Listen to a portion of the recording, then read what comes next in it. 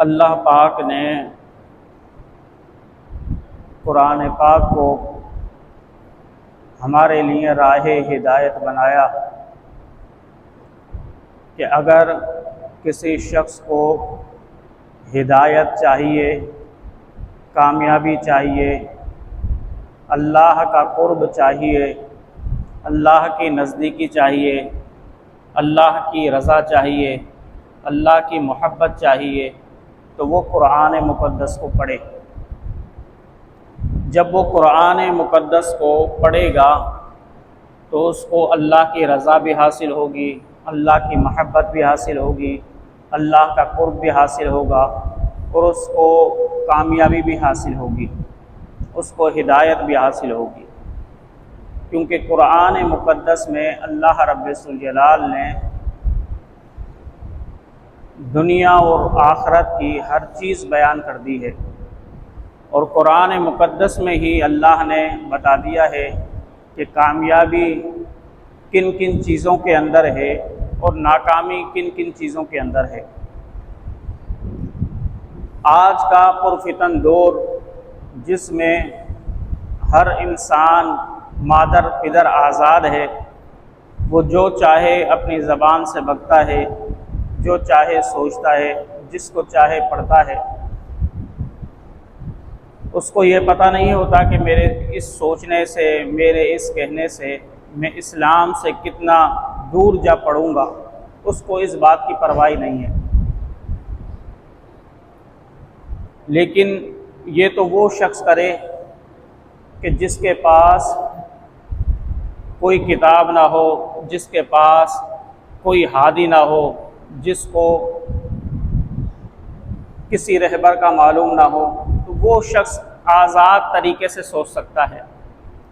लेकिन अगर किसी शख्स के पास रहबर भी है, किसी शख्स के पास किताब भी है, तो फिर वो रहबर के कहने पर ना चले या उस किताब के कहने पर ना चले तो वो शख्स नाकाम और नामुराद ही होता है। वो दुनिया के अंदर भी नाकाम हो जाएगा, आखिरत के अंदर भी नाकाम हो जाएगा। अल्लाह रब्बुल जलाल ने सूरह वाक़िया में, और ये सूरह वाक़िया याद रखिएगा वो है कि हदीस पाक के अंदर आता है, नबी पाक सल्लल्लाहु अलैहि वसल्लम ने फरमाया, जो शख्स ये चाहता है कि उसकी ज़िंदगी फाके से ना गुज़रे तो वो सूरह वाक़िया की रोज़ तिलावत किया करें, अल्लाह पाक उसको फाके से महफूज फरमाएगा। इसीलिए हज़रत अब्दुल्ला इब्न मसूद रज़ी अल्लाह ताला अन्हों का जब आखिरी वक्त आया तो लोगों ने कहा कि आपने अपने घर वालों के लिए भी कुछ छोड़ा है, माल मिल्कियत छोड़ी है, ताकि आपके घर वाले आपके जाने के बाद परेशान ना हों। तो उन्होंने फरमाया, हाँ, मुझे अपने घर वालों की कोई फ़िक्र नहीं है, उन पर कभी फाका नहीं आ सकता। उनसे पूछा गया, आप इतने वसूख से क्यों कह रहे हैं कि उन पर फाका नहीं आ सकता? तो आपने कहा, इसलिए कि मैंने अपने घर वालों को, अपनी बेटियों को, अपने बेटों को सूरह वाक़िया सिखा दी है। अब मेरे बच्चे जब रोज़ सूरह वाक़िया की तिलावत करेंगे तो अल्लाह रब्बुल जलाल उनको फाका के अंदर मुब्तला नहीं करेगा। तो ये सूरह वाक़िया की फजीलत थी, इसलिए बुज़ुर्गान दीन इस सूरह वाक़िया को बाद नमाज मगरिब तिलावत करते हैं।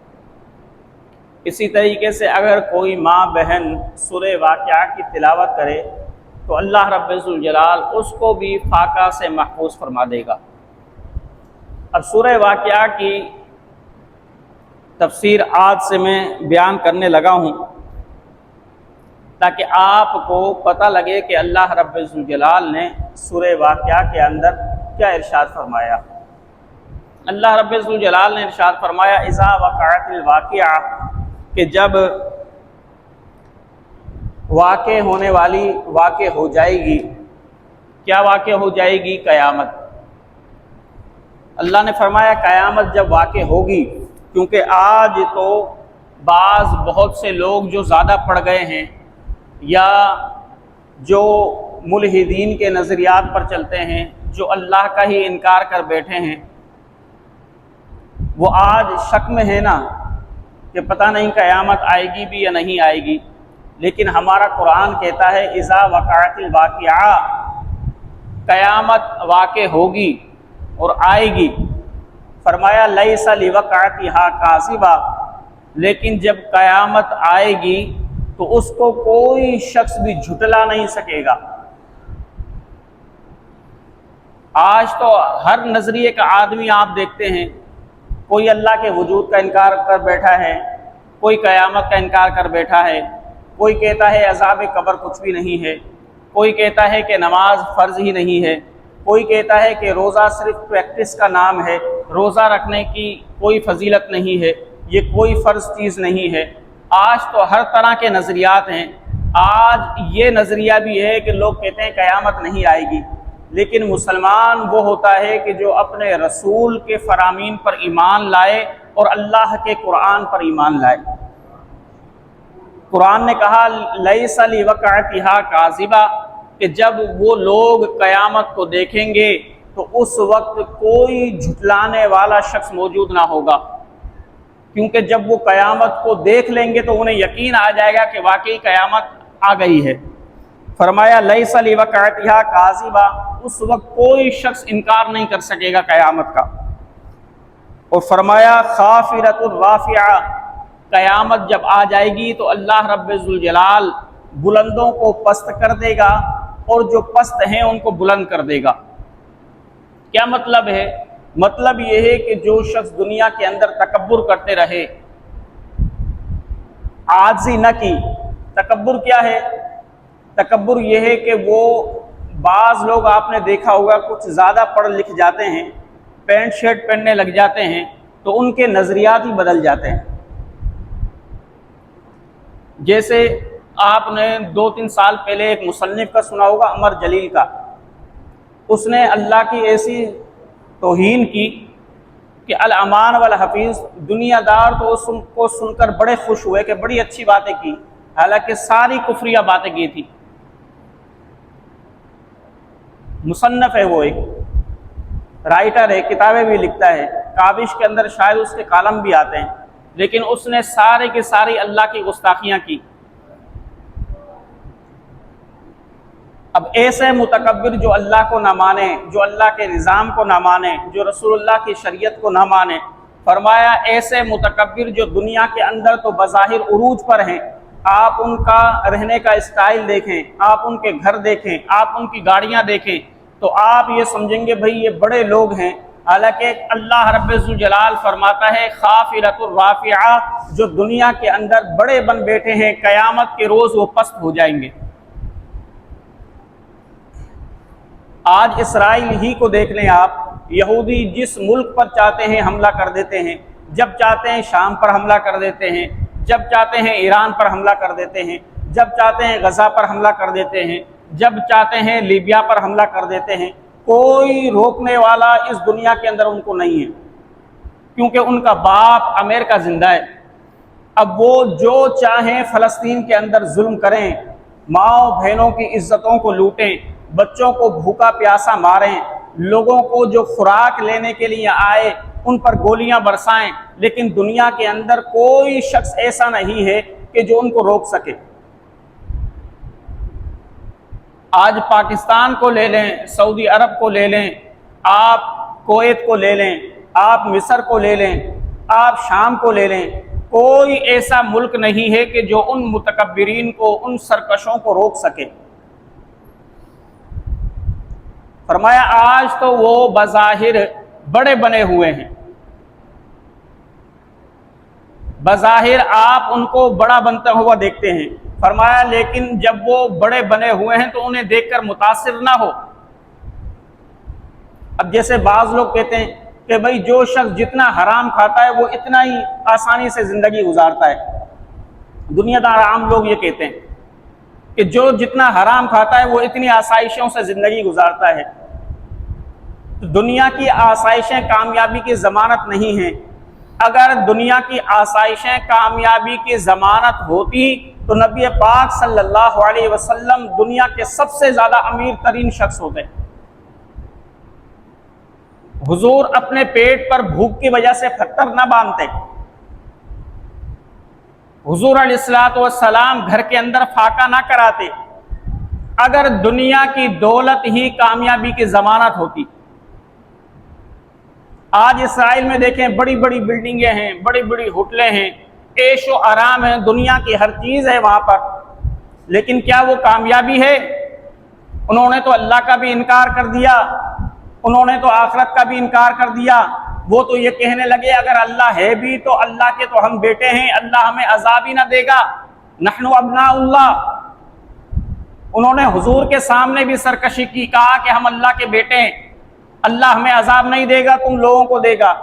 जब उन्होंने ये कहा, अल्लाह को उनकी बात ऐसी नापसंद आई, अल्लाह ने फरमाया, ए महबूब सल्लल्लाहु अलैहि वसल्लम, फिर आप इन यहूदियों से कहो कि अगर तुम अल्लाह के महबूब हो, अल्लाह के बेटे हो, अगर अल्लाह तुम्हें अजाब ना देगा तो फिर ऐसा करो, मौत की तमन्ना करो, मौत की तमन्ना करो, पता लग जाएगा तुम अल्लाह के महबूब हो या नहीं। इसलिए कि अल्लाह के महबूबों को तो मौत का कोई डर नहीं होता, वो तो मौत के मुश्ताक होते हैं, दुनिया तो उनके लिए कैद खाना होती है। फरमाया फिर इनसे कहो कि ये मौत की तमन्ना करें। अब कुरान ही कहता है, सूरह बकरा के अंदर है कि उन यहूदियों ने मौत की तमन्ना ना की।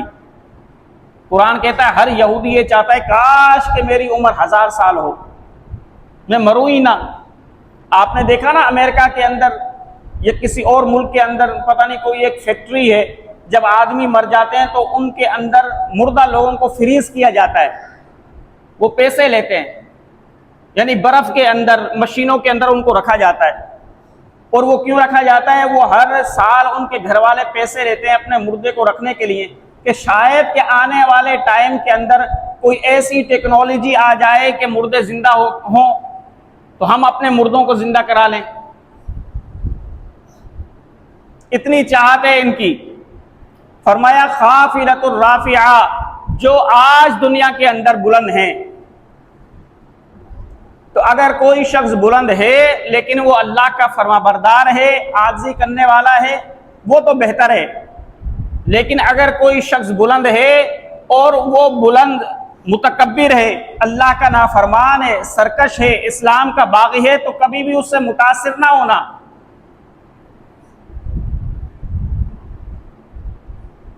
अगर मुतासिर हो गए तो अपने ईमान से हाथ धो बैठोगे।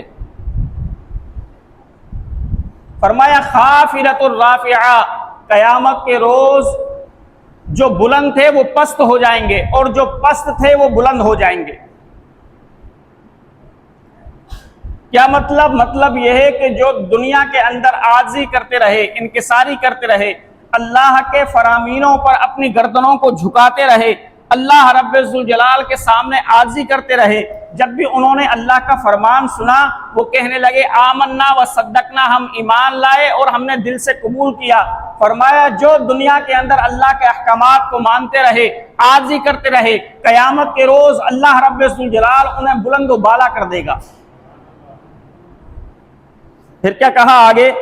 फरमाया इज़ा रुज्जतिल अर्दु रज्जा, कि जब कयामत वाक़े होगी तो ऐसे वाक़े होगी कि जमीन थरथराएगी और इतना जोर से हिलेगी कि आप सूरह जिलजाल को पढ़ें तो अल्लाह रब्बुल जलाल फरमाता है कि जब जमीन थरथराएगी, इज़ा रुज्जतिल अर्दु रज्जा, इतनी जोर जोर से थरथराएगी, तो फरमाया व अखरजतिल अर्दु अस्कालहा, जमीन के अंदर जितने दफीने हैं, सोना है, चांदी है, जो कुछ भी है वो सब का सब बाहर निकाल देगी। जब निकाल देगी बाहर, और घरों के अंदर भी जो कुछ सोना होगा, जो कुछ उसका बैंक बैलेंस होगा, जो भी बैंकों के अंदर पैसा पड़ा हुआ होगा, वो सब का सब जमीन बाहर निकाल कर यूं रख देगी। तो जब इंसान कयामत की होलनाकी को देखेगा, उसकी शिद्दत को देखेगा, तो फिर इंसान पैसे को भूल जाएगा। आपने देखा होगा ना, घर के अंदर आप भले 1 अरब रुपए रखें, लेकिन जब जलजला आ रहा हो तो इंसान को पैसे की नहीं पड़ती, इंसान को ये नहीं पड़ती कि मेरा फर्नीचर खराब हो जाएगा, मेरे घर की दीवार टूट जाएगी। इंसान फौरन घर से बाहर भागता है कि मेरी जिंदगी बच जाए, फर्नीचर भी बाद में आ जाएगा, पैसा भी बाद में आ जाएगा, घर भी मैं बनवा लूंगा, लेकिन पहले मेरी जिंदगी बचे। तो फरमाया वकाल इंसान मालहा, उस कयामत की होलनाकी में जब इंसान अपने माल को देखेगा तो कहेगा अच्छा ये है मेरा माल। यौमा इज़िन तुहद्दिसु अखबारहा, कुरान ने कहा उस वक्त हर शे अपनी खबर देगी। पैसा कहेगा कि इसने मुझे इस तरीके से कमाया, सोना कहेगा मुझे इसने इस तरीके से कमाया, जमीन ये गवाही देगी कि मुझे इसने इस तरीके से बनाया, आंखें गवाही देंगी कि मुझे इसने इस तरीके से इस्तेमाल किया, पांव गवाही देंगे कि मुझे ये वहां वहां लेकर गया। यौमाइज़िन तुहद्दिसु अखबारहा, हर चीज गवाही देगी। तो फरमाया इज़ा रुज्जतिल अर्दु रज्जा, कि जब जमीन थर थर कांपेगी। और फरमाया वो बुस्सिरतिल जिबालु बस्सा, और पहाड़ रेजा रेजा होकर धनकी हुई रुई की तरह उड़ते फिरेंगे। जैसे आप रुई को कूटे ना, रुई को, तो उसके अंदर से एक घास निकलती है, बारीक बारीक जर्रे निकलते हैं। फरमाया कयामत के रोज जब कयामत वाक़ई होगी तो पहाड़ ऐसे रुइयों की तरह धनकी हुई ऊन की तरह उड़ते फिरेंगे।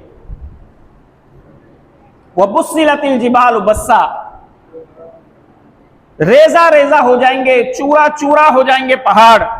फरमाया फकानत हबाअम मुबस्सा, कि जिस तरीके से सुबह सूरज निकलता है, उस सूरज की रोशनी जब खिड़की से पार होती है तो उस रोशनी के अंदर बारीक बारीक जर्रात होते हैं। फरमाया इस तरीके से पहाड़ जर्रे जर्रे होकर बिखर जाएंगे। फिर फरमाया जब कयामत वाक़ई हो जाएगी, जमीन बिल्कुल बराबर कर दी जाएगी, कोई ऊंच नीच नहीं होगी। आज तो पहाड़ भी है, नशेबी इलाके भी हैं, ऊपरी इलाके भी हैं। फरमाया जब कयामत वाक़ई हो जाएगी तो जमीन को अल्लाह बिल्कुल बराबर कर देगा कि आखिरी शख्स जो खड़ा होगा जमीन के आखिरी कोने के अंदर, वो इंतहाई जमीन को बिल्कुल ऐसे देखेगा जैसे अपने पांव के नीचे की जमीन को देखता है। बिल्कुल हमवार कर दी जाएगी, कोई ऊपर नीचे जमीन के अंदर नहीं होगा, कोई दड़े नहीं होंगे। फरमाया बिल्कुल बराबर कर दी जाएगी। तो उस वक्त अल्लाह तमाम लोगों को मैदान कयामत के अंदर जमा करेगा। अब मेरे भाइयों, यह है कुरान। यानी आप बोले ना कि भाई मौलवी साहब जो किस्से कहानियां सुना रहे हैं, पता नहीं हम यकीन करें या ना करें। यह कुरान है, और कुरान का यकीन ना करने वाला काफिर होता है, और कुरान का यकीन करने वाला मुसलमान कहलाता है। फरमाया उस वक्त जब जमीन हमवार कर दी जाएगी, तमाम लोगों को अल्लाह जमा करेगा। व कुंतुम अज़वाजन सलासा, फिर अल्लाह इंसानों के 3 गिरोह बनाएगा, 3 तबकों के अंदर इंसानों को तकसीम करेगा।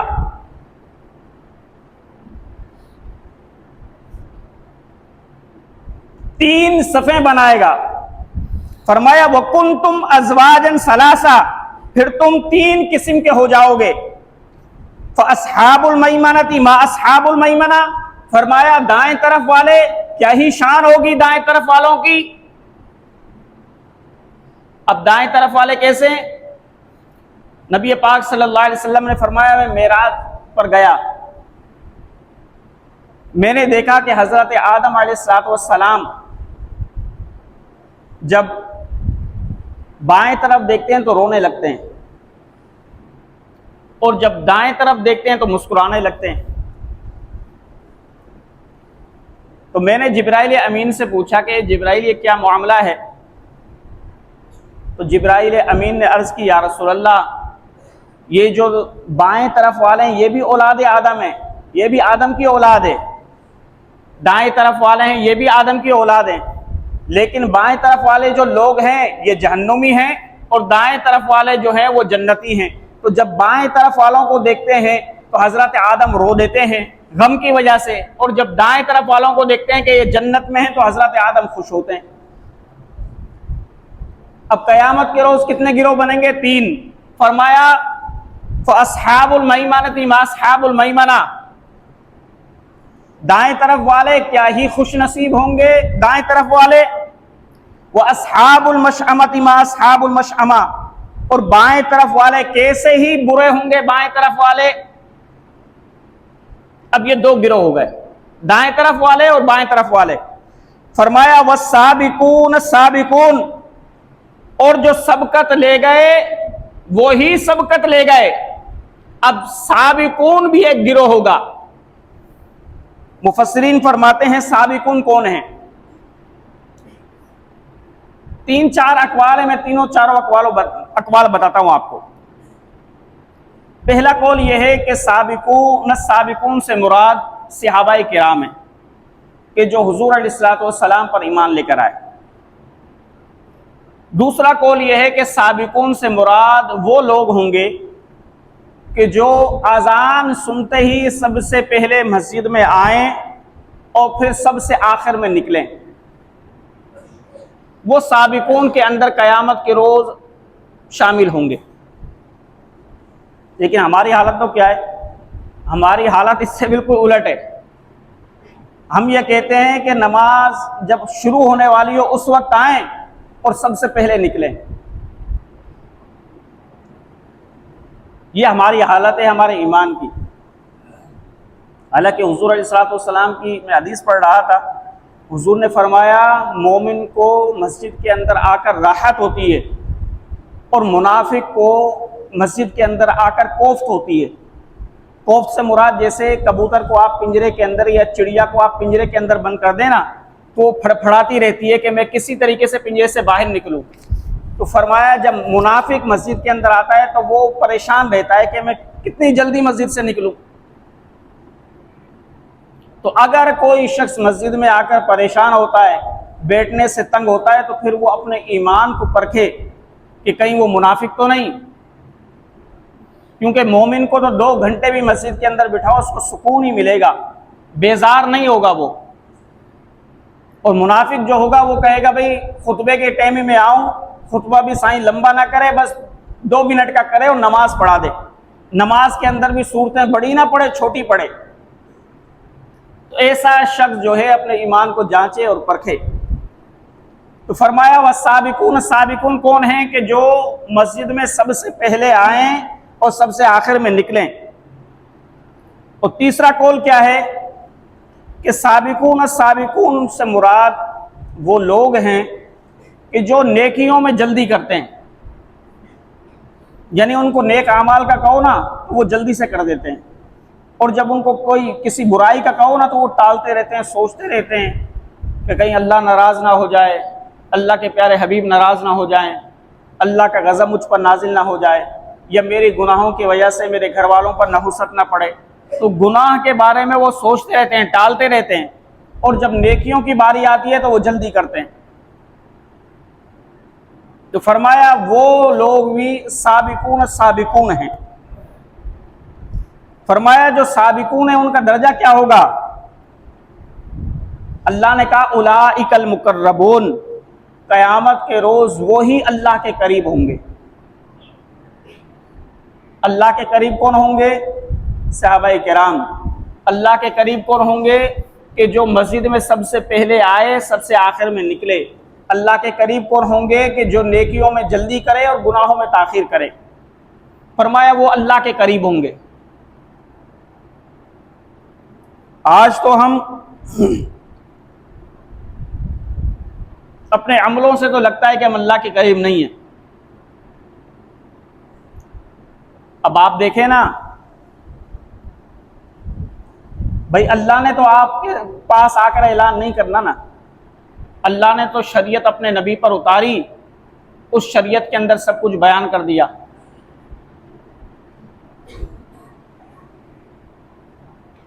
उसने तरीक़ेकार दिया कि ये कासिद हैं, ये पैगंबर हैं, ये मेरी बातें पहुंचाएंगे। अब मुस्लिम कहता है हय्या अलल फलाह, आओ कामयाबी की तरफ।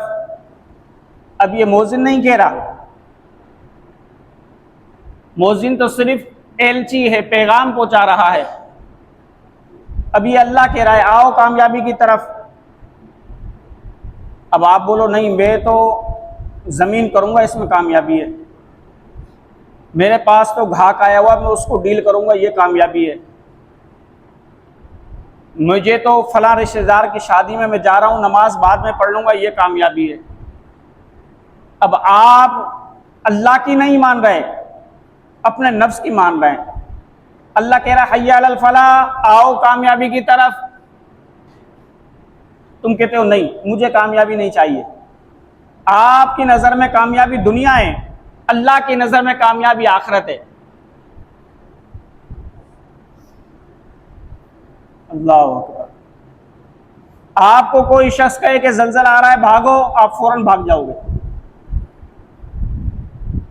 आपको कोई शख्स कहेगा भाई आपके फलां जगह पर जो पैसे पड़े हुए हैं, डाकू लूट रहे हैं, पहुंचो, आप फौरन पहुंच जाओगे। क्यों? इसलिए कि आप चाहते हो मेरा माल बचे, जब माल बचेगा तो मैं कामयाब होऊंगा। और अल्लाह कह रहा हय्या अलल फलाह, आओ कामयाबी की तरफ। आप बोल रहे हो मेरे नहीं आना। आप क्या कह रहे हो? मैंने नहीं आना। तो आप ऐसे अल्लाह के करीब हो गए। फरमाया अल्लाह के करीब कौन है? अस्साबिकून अस्साबिकून, जो नेकियों में सबकत करते हैं, जल्दी करते हैं। फरमाया अब जो अस्हाबुल मैमना, जो दाएं तरफ वाले होंगे, और जो साबिकून होंगे, अल्लाह ने फरमाया फी जन्नातिन नईम, वो नेमत चैन के बागों के अंदर होंगे, नेमतों वाले बागों के अंदर होंगे। सुल्लतुम मिनल अव्वलीन व सुल्लतुम मिनल आखिरीन अला सुरूरिम मौदूना। फरमाया पहलों में से एक जमात होगी, पिछलों में से एक जमात होगी। और वो कहां पर होंगे? सोने के जड़ाओ तख्तों पर, पलंगों पर बैठे हुए होंगे। फरमाया हुजूर अलैहिस्सलातु वस्सलाम ने कि वो पलंग क्या होंगे? सोने के होंगे। क्या? जन्नती पलंग, सोने के तारों से बने हुए होंगे। उस पर जन्नती बैठेंगे। आज तो हम दुनिया ही दुनिया कर रहे हैं, तो भाई आखिरत वाली दुनिया है हकीकी। अब ये कुरान का नजरिया मैं बता रहा हूं, अपना नजरिया नहीं बता रहा। कुरान का नजरिया ये है कि आखिरत की तैयारी करो ताकि जन्नत के अंदर जाओ, वही कामयाबी है, वही हकीकत है। हम दुनिया के चक्कर में रिश्वतें ले रहे हैं, सूद खा रहे हैं, हराम खोरियां कर रहे हैं, फराड कर रहे हैं, ठगियां कर रहे हैं। कोई अल्लाह का खौफ अब मुसलमानों के दिल में नहीं रहा। ओ भाइयों, आखिरत भी है, जन्नत भी है, दोज़ख भी है। फकत दुनिया ही दुनिया नहीं है, ये अल्लाह का खत है। बुजुर्गान दीन फरमाते थे कि जब तुम्हारा दिल सख्त हो जाए और हर वक्त ही तुम्हारे दिल के अंदर दुनिया ही दुनिया रहे, बुजुर्गान दीन फरमाते थे अल्लाह के कुरान को पढ़ोगे तो तुम्हें आखिरत की याद आएगी, फिर तुम्हारे दिल से दुनिया की मोहब्बत खत्म हो जाएगी। इस कुरान को भी पढ़ा करो ताकि आपका दिल आखिरत की तरफ में माइल हो। फरमाया जो दुनिया के अंदर नेक अमाल करेंगे, अल्लाह को राजी करेंगे, फरमाया वो जड़ाओ तख्तों पर होंगे, मुत्तकीन अलैहा मुतकाबिलीना, और वो जन्नती क्या होंगे? आमने सामने पलंगों पर बैठे हुए होंगे। और क्या कहा? यतूफु अलैहिम बिल्दानुम मुखल्लदून, और उनके इर्द गिर्द हमेशा के रहने वाले लड़के फिर रहे होंगे। वो लड़के कि जो बुलूगत से पहले पहले की उम्र के होते हैं। फरमाया वो आपकी खिदमत के लिए फिर रहे होंगे। अब सूरह रहमान को आप देखें ना, तो सूरह रहमान में अल्लाह कहता है कि वो लड़के जब फिर रहे होंगे तो क्या करेंगे? फरमाया बि अकवाबिन व अबारिक व कासिम मिन मईन, वो कूजे और आफताब और जाम लेकर आपके सामने आएंगे कि आप पिए, ये अल्लाह की मेहमानी है। फरमाया ला युसद्दऊन अन्हा वला युनज़िफून, जब वो जन्नती शराब तहूर पिएंगे तो ना उनका सर दर्द होगा ना वो बहकेंगे। जैसे दुनिया की शराब की तो खासियत ये है ना कि शराब पीने के बाद सर में दर्द होता है, पेशाब ज़्यादा आता है, आदमी ओल फोल बकता है। फरमाया जन्नत के अंदर भी शराब होगी लेकिन ना पेशाब आएगा, ना सर दर्द होगा, ना कोई ओल फोल बकेगा। इसलिए हदीस के अंदर आया कि जो शख्स चाहता है आखिरत की शराब पीना, वो दुनिया के अंदर कभी भी शराब ना पिए। इसलिए कि अगर कोई शख्स दुनिया के अंदर शराब पीता है, वो तौबा भी कर ले, फिर भी अल्लाह उसको जन्नत में शराब अता नहीं फरमाएगा, जन्नती शराब नहीं देगा। फरमाया अब ये लड़के कौन होंगे, इसके बारे में 3 अक़वाल हैं, तीनों सुन लें। पहला कौल ये है कि जो मुशरिकीन के नाबालिग बच्चे मर जाते हैं वो जन्नती लोगों के खादिम होंगे। एक कौल ये है कि मुसलमानों के नाबालिग बच्चे जन्नतियों के खादिम होंगे। लेकिन असाह कौल ये है कि अल्लाह जन्नत में ही उनको पैदा करेगा, सिर्फ इनके लिए, जन्नतियों की खिदमत करने के लिए। अब फरमाया वो लड़के आपके इर्द गिर्द घूम रहे होंगे आपकी खिदमत के लिए, आपको शराब तहूर के जाम पेश करेंगे। अब वफा की हतिन कसीरा, और पसंदीदा मेवे होंगे। फरमाया जो मेवा चाहोगे तुम्हें वो मुयस्सर होगा। अब जैसे दुनिया के अंदर तो ये है ना कि भाई आम जो है वो गर्मियों का फल है, सर्दियों में नहीं आएगा। इसी तरीके से बहुत से ऐसे फल हैं जो सर्दियों में आते हैं, गर्मियों में नहीं आते। बहुत से ऐसे फल हैं जो गर्मियों में मौजूद होते हैं, सर्दियों में नहीं होते। लेकिन जन्नत के अंदर हर फल हर वक्त मौजूद होगा, जो फल चाहोगे फरमाया मिलेगा। वलहमी तयरिम मिम्मा यश्तहून, और फरमाया परिंदों का गोश्त भी होगा। अब ये अल्लाह खुद जन्नत के औसाफ बयान कर रहा है। अब हम बयान करते हैं ना, अगर आपके सामने कुरान ना हो तो आप खुद पढ़, मैं तो कुरान आपके सामने रखकर पढ़ रहा हूं। बाज़ लोग कहते हैं मौलवी लालच दे रहे हैं, हालांकि ये बात कहना कुफ्र है, इसलिए कि हम लालच को ही दे रहे हैं, ये तो अल्लाह खुद बयान कर रहा है। अब आप पढ़ लो सूरह वाक़िया, हालांकि मैं तर्जुमा भी पढ़ रहा हूं जो लिखा हुआ है। अब ये मैंने तो नहीं लिखा। बहुत से फासिक फाजिर नौजवान जो होते हैं ना, वो बोलते हैं मौलवी लालच दे रहे हैं, नमाजें नहीं पढ़ते या अच्छा हम नेक काम नहीं करते तो मौलवी अब जन्नत का लालच दे रहे हैं। ला हौला वला कुव्वता इल्ला बिल्लाहिल अलिय्यिल अज़ीम, यह कलमा कुफ्र है, इसलिए कि कुरान का इनकार हो गया। अब लालच तो इसका मकसद यह है कि तुम अल्लाह के लिए कह रहे हो, भाई अल्लाह दे रहा है लालच, तो अब यह कलमा कुफ्र है, ऐसा नहीं कहो, क्योंकि ईमान वाले ऐसे कभी नहीं कहते। हाँ, मुल्हिद हो कोई, अल्लाह का इनकार करने वाला हो, वो कह सकता है, क्योंकि इसलिए कि उसका ईमान से कोई ताल्लुक ही नहीं होता। फरमाया वलहमी तयरिम मिम्मा यश्तहून, और परिंदों का गोश्त जो वो चाहेंगे। हजरत अबू बकर सिद्दीक ने अर्ज की, या रसूल अल्लाह, वो परिंदे कितने बड़े होंगे जन्नत में? फरमाया हर परिंदा बुख्ती ऊंट की तरह होगा। अब ये ऊंट कितना बड़ा होता है? फरमाया इतना बड़ा होगा। हजरत अबू बकर ने कहा, या रसूल अल्लाह, फिर तो बड़े मजेदार होंगे वो परिंदे, क्योंकि बड़ा गोश्त होगा उनमें, कौन खाएगा उनमें से? हुजूर ने फरमाया, ए अबू बकर, मुझे उम्मीद है कि सबसे पहले जन्नत का परिंदा तुम खाओगे। फिर हुजूर ने आगे औसाफ बयान किए। फरमाया जन्नती जब ये सोचेगा ना कि मैंने दुनिया के अंदर वो परिंदा नहीं खाया था, अब जैसे अरब जो लोग आते हैं, वो पता नहीं कोई मशहूर परिंदा है, उनको शिकार करने के लिए आते हैं यहाँ पर, वो खाते हैं, तो हमारे जैसा गरीब आदमी तो नहीं खाएगा। वो 50,000 का, पता नहीं 2 लाख का, 5 लाख का परिंदा होता है। अब यहाँ पर गरीब ख्वाहिश करे नहीं खा सकता।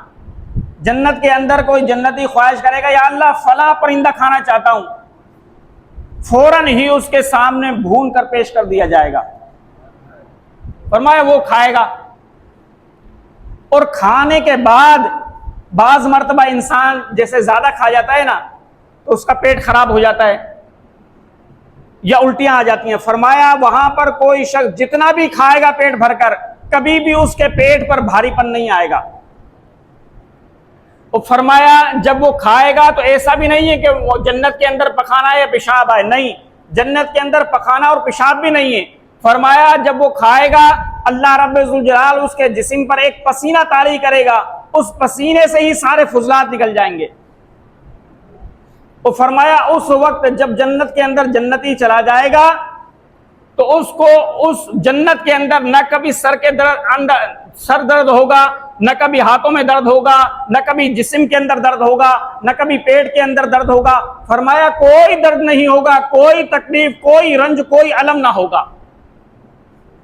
और फरमाया जन्नत के औसाफ में हुजूर अलैहिस्सलाम ने फरमाया जब जन्नती जन्नत के अंदर जाएगा तो हर जन्नती की उम्र 33 साल होगी। कितनी होगी? 33 साल। अगर बच्चा यहां पर 1 साल का भी मर जाए ना मुसलमान का, जब वो जन्नत के अंदर जाएगा तो उसकी उम्र होगी 33 साल। कोई बूढ़ा होकर यहां पर मर जाए, 100 साल का मरे, उसके बाल दाढ़ी सब सफेद हो गई हो, लेकिन जब वो जन्नत के अंदर जाएगा तो कितनी उम्र होगी? 33 साल। बूढ़ा हो जवान हो कोई भी हो, सबका जो भी जन्नत के अंदर जाएगा उसकी उम्र कितनी होगी? 33 साल। और फरमाया जो जन्नती औरत दुनिया के अंदर रही, नेक अमाल किए, ख्वाह वो कितनी भी बूढ़ी हो जाए, उसके बाल सफेद हो जाएं, आंखों के अंदर से गंदगी निकलती हो, लेकिन जब वो जन्नत के अंदर जाएगी तो उसकी उम्र भी 33 साल होगी। और कद कितना होगा? फरमाया तुम्हारे बाप आदम के कद के बराबर 60 हाथ कद होगा, हर जन्नती का 60 हाथ कद। और जिस्म कितना होगा? फरमाया वो भी 60 हाथ। अब इससे अंदाजा लगाओ आप कितना बड़ा हमारा जिस्म होगा अगर अल्लाह हमें जन्नत में दाखिल करे तो। और फिर बुलंदी भी देखो कितनी। फरमाया लेकिन इतना कद होने के बावजूद उसके जिस्म में कभी तकलीफ ना होगी। तो दोस्तों अजीजों, ये सूरह वाक़िया की तफसीर जो है मैंने शुरू की है, इंशाअल्लाह अज़्ज़वजल इस सूरह वाक़िया की तफसीर में पूरी बयान करूँगा। अब जहाँ तक बयान हुआ है दुआ करें मालिक कायनात से कि अल्लाह रब्बुल जलाल हमें कुरान को समझने और उस पर अमल की तौफीक अता फरमाए। व आखिरु दाअवाना अल्हम्दुलिल्लाहि रब्बिल आलमीन।